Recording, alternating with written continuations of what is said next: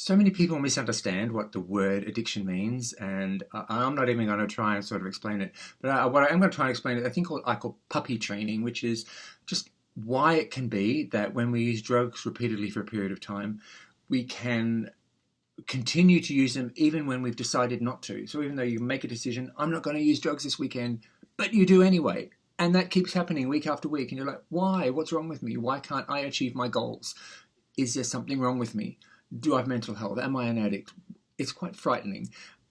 No, you might not have mental health. You might not be an addict. These things are probably not the case.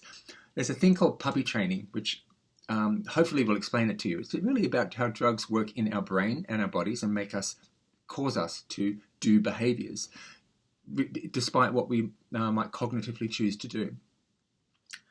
If you are, for instance, trying to train a baby puppy how to not poo on the carpet, but you want it to poo outside on the lawn, you can't just explain it to the puppy. You need to do a behavioral repetition process. You need to incite or invite the puppy to poo on the lawn and create a possibility where it can do that. And then when it does, you reward that behavior. The puppy likes the reward, and it sinks into a part of the brain. And you have to repeat that, and you have to repeat that, and you have to repeat that. And if you repeat that reward process, reward for behavior that we want, if you repeat that often enough, it sinks in and it works. This is how human beings work as well. We're very much like that. There's a part of our brain which is about behavior. It's about survival behavior. Like sex isn't just fun. Sex is also how the human animal survives. So sex and sexual arousal, it's crucial to the survival of the species. And it's parked in a part of our brain which is habitual, behavioral, and ensures that that continues to happen. There's also reward and pleasure seeking. So when we are thirsty and we drink water, we get a reward of pleasure. We might seek that pleasure. And that seeking of water stops us from dying of thirst. That pleasure seeking is crucial to our survival. When you experience the pleasure and reward of eating food, it's not just pleasure and reward. It's also, that's how we avoid starvation and dying. So pleasure, reward are crucial parts of the survival of this animal. And all of that behavior stuff is parked in a part of our brain. It's our central nervous system, the Darwinian part of our brain, if you like. The same part where dopamine and adrenaline lives, where fight or flight responses are parked. So I might learn that this snake over there is not dangerous, it's not poisonous, it's a cute fluffy snake. But it doesn't matter, because a part of my brain will see snake and release adrenaline and dopamine, fight or flight, to keep me alive. There's some behavioral stuff that's crucial to my survival that is parked in a part of my brain that is very powerful. We use that part of the brain when we're training a puppy. Reward, repetition, until it sinks in and becomes a permanent kind of behavior. Drug use works in that part of the brain because it's triggering dopamine and adrenaline, pleasure, seeking, reward behavior. So when we do that repeatedly, it's like training a puppy. This behavior is good, this behavior is good, this behavior is good. So then, we might decide years later to teach this grown-up puppy an opposite behavior. Let's poo on the carpet indoors instead. Let's say you spent months teaching that puppy to poo on the lawn, but now a year or two later you want to teach it to poo indoors on the rug. That puppy is going to resist that behavior. It's going to resist it because of all the work that you did. Repetition, reward seeking, survival, la la la la la. But you can do it, but it's going to resist it. It's going to resist it powerfully. It's going to want to go out and poo on the lawn because you did your job so well. And so drugs are the same. If you wake up one Tuesday and decide, I'm definitely not going to do drugs this weekend, I'm definitely going to have a weekend off, doesn't mean it's going to be that easy, because you're making that choice with a cognitive part of your brain, a very modern kind of reasoning, modern in evolutionary terms, a part of your brain which helps you solve problems, helps you do math, helps you do crossword puzzles, helps you reflect on the past and factor that into decisions you make on your future, helps you reflect on what you want from your future and make decisions now that will lead toward that.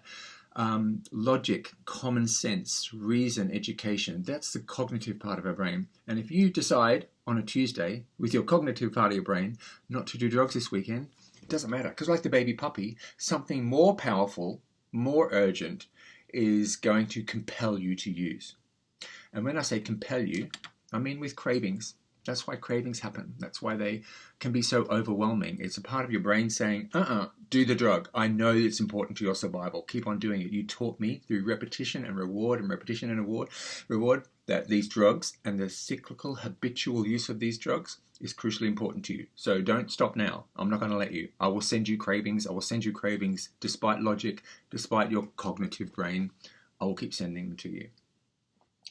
So this is why we can get stuck in cycles of using even when we're trying to make plans to take a break for a while or something.